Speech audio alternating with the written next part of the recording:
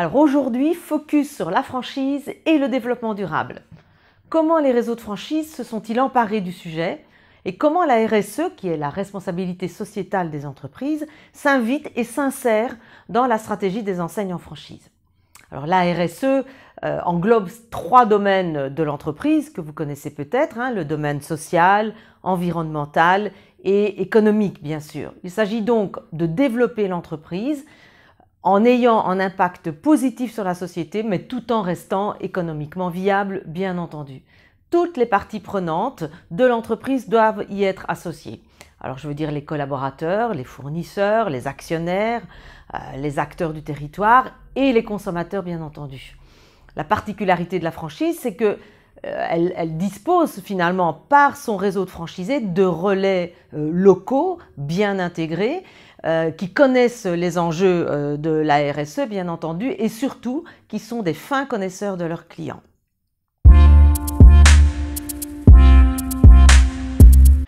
Pour être plus concrète, je vais vous donner quelques exemples d'enseignes connues et des actions qu'elles ont menées. On va commencer par Yves Rocher. Alors Yves Rocher, bien entendu, la notoriété n'est plus à faire. Elle est devenue depuis 2019 une entreprise à mission, c'est-à-dire qu'elle a défini dans ses statuts même sa raison d'être, ce qu'on appelle sa raison d'être, et qui est, de manière très globale, d'être utile à la société dans tout ce qu'elle entreprend et dans la manière dont elle entreprend. Alors cet engagement s'est matérialisé ou se matérialise de différentes façons. Quelques exemples. Yves Rocher a créé une fondation. Donc la fondation Yves Rocher, elle récompense un prix chaque année, depuis plusieurs années maintenant, le prix Terre de Femmes. Et elle met à l'honneur des femmes engagées qui ont mené des actions en matière de prévention de l'environnement, par exemple. Bien entendu, Yves Rocher est très actif sur le domaine des produits, puisque c'est son activité principale. Les plantes qui sont utilisées dans tous les produits de maquillage que l'on connaît sont majoritairement cultivées en France et plus particulièrement en Bretagne, qui est le berceau de la marque, sur 60 hectares de champs bio, cultivés de manière bio, dans un concept qu'on appelle l'agroécologie.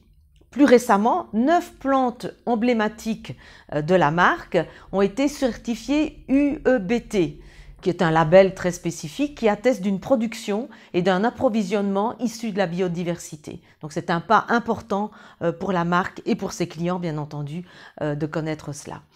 Les produits encore, plus récemment, il est possible maintenant de recycler les produits de maquillage ou les contenants de maquillage qui sont vides et que Yves Rocher récupère, qu'ils soient des produits de la marque ou pas d'ailleurs, et qu'ils vont recycler. Au niveau des magasins, à nouveau, Yves Rocher organise ce qu'ils appellent des Biodiversity Day. C'est des journées au cours desquelles les franchisés, localement, s'engagent à faire des actions en faveur de l'environnement. Ça peut être des actions de ramassage de déchets dans la forêt, sur les plages, ramassage de mégots en ville par exemple. Ça peut être aussi du temps consacré à des associations locales et ce temps, ce sont les propriétaires, les franchisés Yves Rocher, ce sont les collaboratrices des points de vente, mais ce sont aussi les clients qui tous ensemble se mobilisent pour des associations et donnent des coups de main. Yves Rocher va encore plus loin d'ailleurs, et je reviens à la franchise, en inscrivant la RSE dans le contrat de franchise qui lie l'enseigne à ses franchisés. Ça veut dire que contractuellement, les franchisés sont tenus de respecter ces valeurs RSE portées très fortement par la marque. C'est aussi un critère de recrutement et d'intégration des nouveaux franchisés. Partons sur un autre domaine d'activité, la coiffure, avec l'enseigne Desange. Alors la coiffure est je dirais, une activité qui a un impact significatif sur l'environnement. Beaucoup de production de déchets, bien sûr, beaucoup de consommation d'eau, beaucoup de consommation d'électricité. De nombreuses actions ont donc été entreprises par la marque Desange pour diminuer ces impacts, notamment au niveau des produits, parce qu'ils sont à la recherche permanente du 0% d'impact. Ils n'y sont pas encore, mais ça avance très considérablement. Ils ont d'ailleurs, par exemple, créé une marque qui s'appelle Phytodes, avec des matières premières plus respectueuses de l'environnement. Ils adhèrent au mouvement 1% pour la planète, qui aide des associations diverses et variées dans le monde du respect de l'environnement, et notamment la fondation Surfrider, qui se bat pour la protection des océans. Quelque chose de moins connu, mais tout aussi impactant pour ce secteur de la coiffure, le recyclage des cheveux.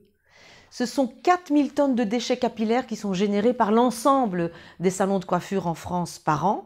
Donc nos cheveux, et on ne le connaît pas suffisamment, nos cheveux peuvent servir notamment pour dépolluer les eaux et les sols, ou dans l'agriculture et dans le jardin pour limiter la consommation d'eau à nouveau, par exemple. Un dernier exemple pour finir, c'est ce tour un peu des enseignes qui s'investissent beaucoup dans la RSE, la Micaline. Alors ici, on est dans la boulangerie, la sandwicherie. Beaucoup d'actions menées au niveau des produits, évidemment. Ce sont des produits français, la farine, par exemple. Ce sont des produits de plus en plus bio. Dernièrement, ils ont mis en place le 100% d'œufs pondus par des poules de plein air. C'est du cacao équitable, notamment pour la fabrication de leurs cookies, qui est un produit emblématique de la marque. C'est l'objectif de fruits et de produits et de légumes frais l'objectif à tenir à partir de 2030. Donc on voit que la marque travaille beaucoup sur cette filière. C'est du zéro plastique en magasin pour les emballages destinés aux clients. Et ils vont même plus loin, puisque récemment, ils ont imaginé d'améliorer leur programme de fidélité en doublant les points fidélité pour les clients qui viennent avec leur propre contenant. Le tri des déchets, évidemment, c'est un peu, j'allais dire, la base. Et puis aussi, une déclinaison et une prise de conscience au niveau des franchisés eux-mêmes, puisqu'ils s'intègrent dans un processus de labellisation pour donner un label commerçant responsable à chacun de leurs franchisés qui doivent répondre à un cahier des charges très strict et s'engager, bien entendu, localement. Le retour d'expérience à ce niveau est peut-être difficilement quantifiable aujourd'hui, mais les consommateurs sont quand même de plus en plus sensibles à la démarche éco-responsable des enseignes. Une enquête interne que nous avions menée lors d'un dernier salon de la franchise auprès des visiteurs de ce salon nous indiquait que 68% d'entre eux déclarent que la RSE peut être un critère de choix de franchise. On parle là des futurs franchisés, et que 7 visiteurs sur 10 estiment qu'une enseigne ayant une démarche RSE peut être un facteur différenciant pour eux dans leur consommation de tous les jours.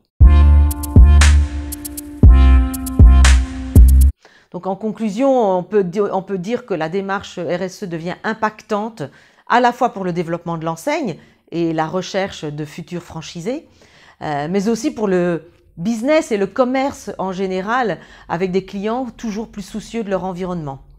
Toutes les enseignes, en fonction du secteur d'activité dans lequel elles sont concernées par la RSE et doivent identifier leurs enjeux principaux pour faire les bons choix et décider des bonnes actions à prendre.